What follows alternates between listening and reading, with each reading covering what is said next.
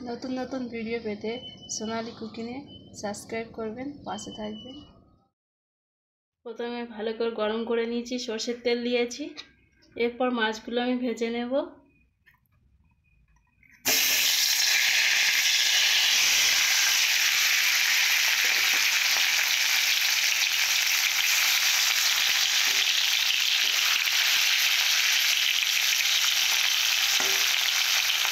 একই মাছ দিয়ে আমি দু রকম রেসিপি বানাবো, একটা তেতো বানাবো আর একটা আলু দিয়ে আম দিয়ে বানাবো ঝাল।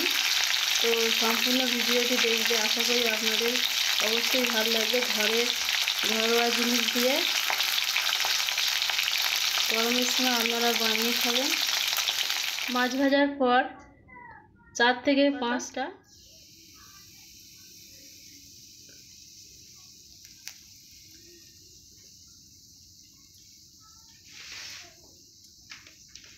এরপর নিম পাতা ভাজা হওয়ার পরে পুঁই শাকগুলো দেবো।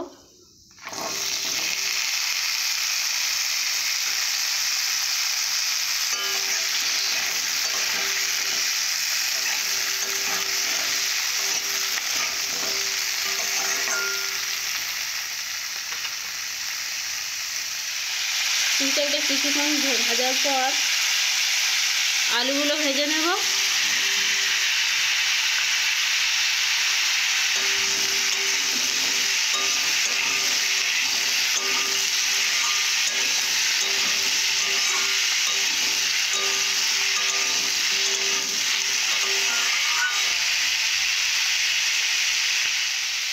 আলু আর পুঁই শাক কিছুক্ষণ ভেজে নেওয়ার পর লবণ দেব, যতটা পরিমাণে লাগবে সেইভাবে আপনারা দিবেন।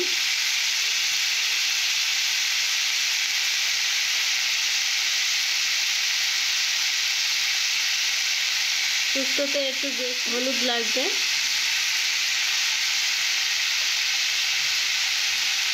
আপনারা শুক্তো বা তেতো বলতে পারেন, এটা অসুবিধা নেই।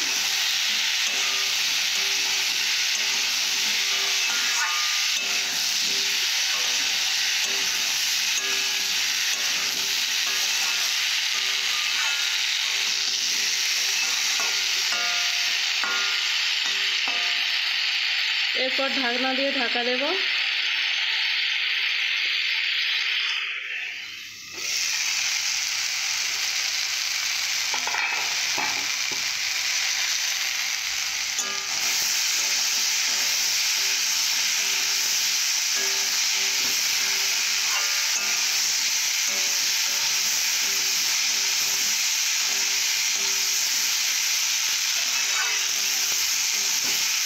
ভালো করে কষে নিয়েছি এইভাবে। এরপর জল দেব।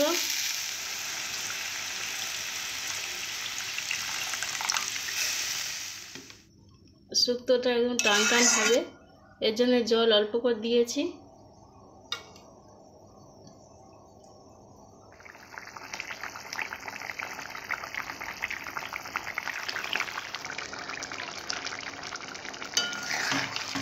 তরকারিটা হয়ে এসছে, আর কিছুক্ষণ বাকি আছে। আলুগুলো ভালো করে মেখে দেব, এইভাবে ভালো করে ঘেটে দিবে। আপনারা চাইলে ডাল বড়ি দিয়ে বানাতে পারেন, তবে আমি মাছ দিয়ে বানাবো। ভেজে রাখা মাছগুলো দেব, আপনারা অল্প করে দিবেন। ডাল বড়ি দিয়েও আপনারা বানাতে পারেন, মাছ ঘেঁটে দিতেও পারেন আর গোটা রাখতে পারেন, এতে অসুবিধা নেই।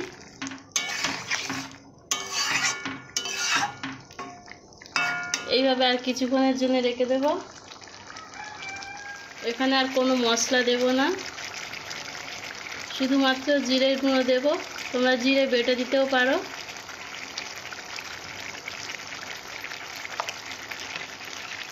একদমই শুকনো শুকনো করে করেছি।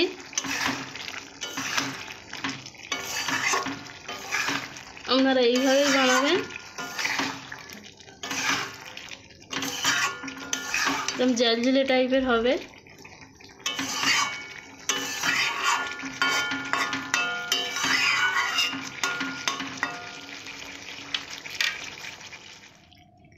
আপনারা এরকম নতুন নতুন ভিডিও পেতে হলে আপনারা পাশে থাকবেন, ভালোবাসবেন, সাপোর্ট করবেন।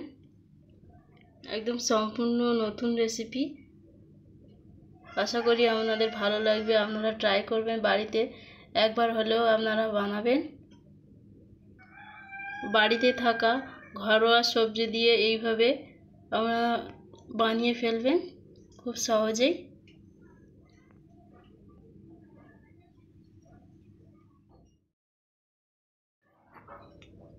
প্রথমে আমগুলো ভেজে নেব।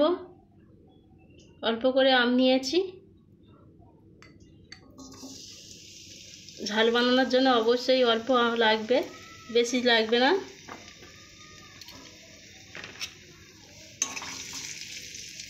সরষের তেলে বানাবো, সরষের তেলে বানালে খুব সুন্দর একটা স্বাদ আসবে। এর জন্য সরষের তেল দিয়ে ভালো করে আমি বানাবো। আমগুলো হালকা করে ভেজে নেব। মশলা ছাড়া আমগুলো ভেজে নিয়েছি।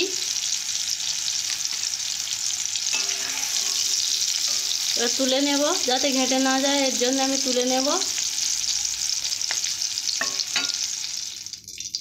এরপর গরম তেলেতে আলু দেব।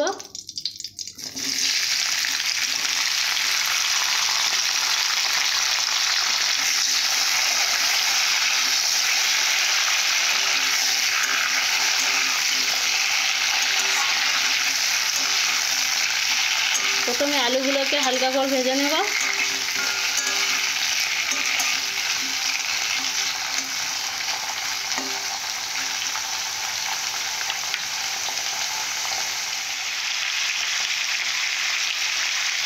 এরপর স্বাদ অনুযায়ী লবণ দেব।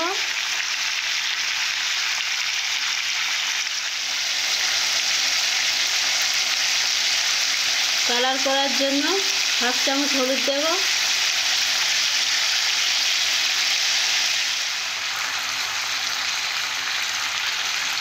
আম দেওয়ার জন্য হালকা টক বানাবো, এর জন্য অল্প করে গুঁড়ো লঙ্কা দেব।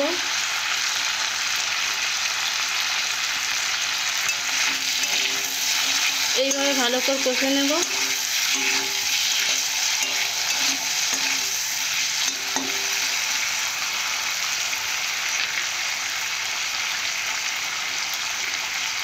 এরপর কাঁচা পেঁয়াজগুলো ছড়িয়ে দেব।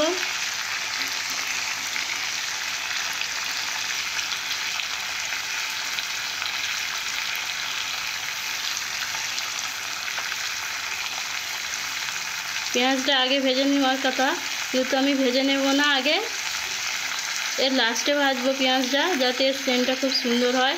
এর জন্য আমি লাস্টে পেঁয়াজটা দিয়েছি। হালকা করে ভেজে নিয়ে জল দেব।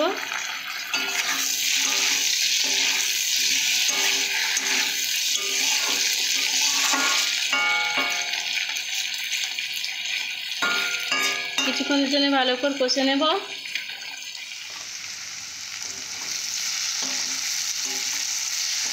ভালো করে ভেজে নিয়েছি, আপনারা দেখুন পেঁয়াজগুলো খুব সুন্দরভাবে কালার এসছে। আপনারা এইভাবেই বানিয়ে দেখবেন একবার, খুব সুন্দর খেতে লাগবে। এরপর জল দেব।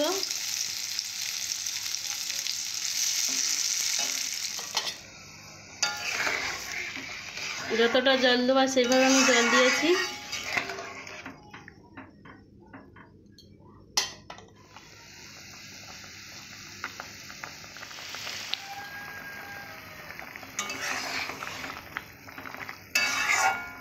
আলুগুলো সেদ্ধ হয়ে আজকে আগে দেখে নেব, না হলে আম দিলে আলুগুলো সেদ্ধ হবে না। এর জন্য দেখে নেব আগে। আলু সেদ্ধ হওয়ার পর আম দেব, আম আর মাছ দেব।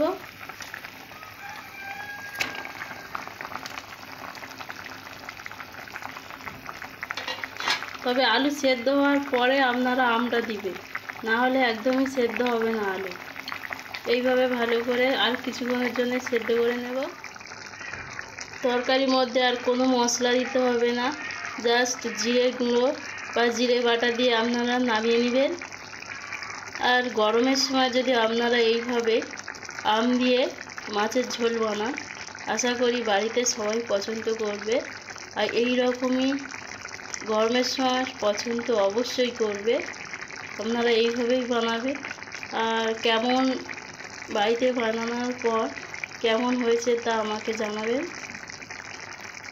রেসিপিটি যদি ভালো লেগে থাকে লাইক কমেন্ট সাবস্ক্রাইব করবেন, পাশে থাকবেন আপনাদের সাপোর্টে।